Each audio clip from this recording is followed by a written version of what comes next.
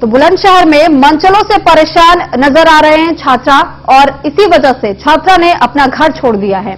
तो रास्ते में आते जाते देखकर छात्रा को परेशान किया करता है एक मनचला, जिसकी वजह से वो तंग आकर उसने अपना घर ही छोड़ दिया। तो मनचलों से परेशान होकर के छात्रा अपने मामा के घर चली गई। परिजनों ने थाने में मनचले के खिलाफ तहरीर दी है। शिकायत पर तो पुलिस केस दर्ज कर आगे की कार्रवाई में जुटी हुई है। बुलंदशहर के स्याना कोतवाली क्षेत्र का ये पूरा मामला बताया जा रहा है। तो दरअसल एक छात्रा है जिसको कुछ मनचले काफी दिनों से परेशान कर रहे थे और इस बीच एक ऐसा शख्स बताया जा रहा है जो लगातार उसके साथ छेड़खानी करने का प्रयास करता रहता था, जिस वजह से आते जाते वक्त उसके साथ बदतमीजियां किया करता था, जिस वजह से छात्रा परेशान होकर अपना घर छोड़ करके अपने मामा के घर रहने को चली गई।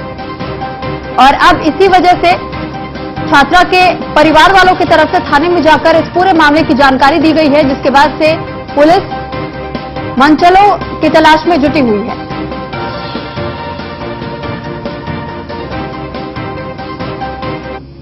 तो इतने रास्ते में बाइक निकाल के बराबर में से कहा कि 2 मिनट के लिए रुक नहीं सकती, तो तब भी मैं चुप चली। और हम जब फिर एक टेम्पो आया, फिर हम उस टेम्पो में बैठ गए। फिर जब हम उस टेम्पो में बैठ गए तो हमारे टेम्पो के पीछे भी ये बाइक लेके आ रहा था, तो हम तब भी चुप रहे थे। 2 जने थे ये। और फिर हम अपने गांव के रास्ते पर हमने टेम्पो रुकवा लिया, तो हम गांव की सड़क पे चल रहे थे। तो इसने और वहाँ पे गांव के रास्ते पे बाइक रोक के ये कह लगा कि 2 मिनट के लिए रुक नहीं सकती, 2 बात करनी है। फिर मेरी सहेली जो जा रही थी मेरे साथ, 2 लड़की, उसमें से एक ने पूछा कि क्या बात करनी है तुझे, किससे बात करनी है? तो वो कह लगा नू उससे बात करनी है। फिर उस लड़की ने मुझे अपने पास बुलाया। जब मैं उसके पास गई तो कह रहा नू रुक नहीं सकती, 2 बात नहीं कर सकती। तो फिर मैं कह लगी नू तुझे क्या बात करनी है? तो कह रहा नू जाऊं, मन की हाँ जा। फिर छीना झपटी कर लगे। मैं कल स्कूल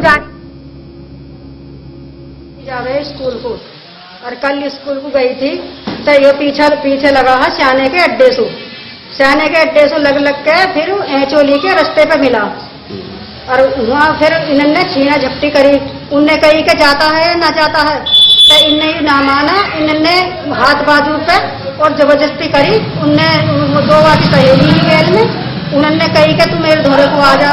इन्होंने नहीं छोड़ा, तो उन्होंने इन्होंने छीना झपटी करी लौंडिया गेल में। तो उन्होंने हल्ला मचाया था। ये हल्ला सुन के फिर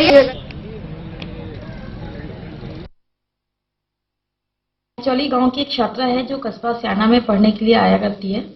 आज जब वह स्कूल के बाद अपने घर जा रही थी तो रास्ते में मनीष एक अन्य युवक ने उसके साथ छेड़छाड़ की। घटना की सूचना के बाद मुकदमा दर्ज कर लिया गया है। दोनों ही अभियुक्त को पुलिस ने पकड़ लिया है। आगे की कार्रवाई की जा रही है। चौली गांव की एक छात्रा है जो कस्बा स्याना में पढ़ने के लिए आया करती है।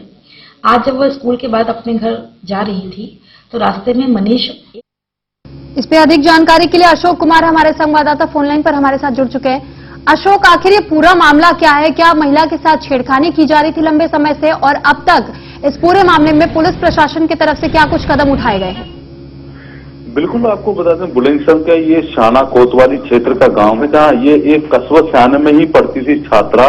कक्षा 11 की छात्रा है, जिसके 14 वर्षीय बताई जा रही है, 14 से 15 वर्षीय बताई जा रही है, नाबालिग लड़की बताई जा रही है, जिसमें काफी दिन से परेशान करते थे 2 युवक। इसको स्टैंड करते थे और मनचले गाड़ी से स्टैंड करते थे। बहुत गरीब परिवार से ये छात्रा है, जिसकी छात्रा ने परिजनों को बताई अपनी अबीती सुनते ही छात्रा के परिजनों ने इसको पलायन करने का एक अपना ननिहाल भेज दिया गया है पलायन कर। तब भी इसके पीछे से छात्रा के पीछे मनचले स्टैंड करते थे, जिसे आहत होकर कल स्याना कोतवाली में प्रार्थना पत्र दिया है। और प्रार्थना पत्र देखकर इस आरोपी के खिलाफ 354 जैसी गंभीर धारा में मुकदमा दर्ज कर लिया गया है और आरोपी को गिरफ्तार कर लिया है।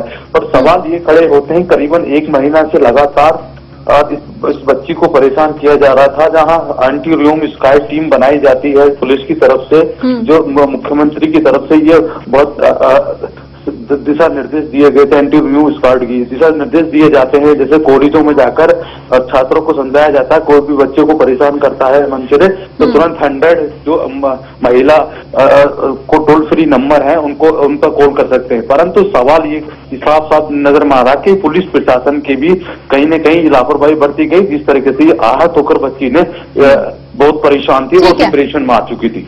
ठीक है, बहुत बहुत शुक्रिया अशोक आपका तमाम जानकारी हम तक पहुंचाने के लिए।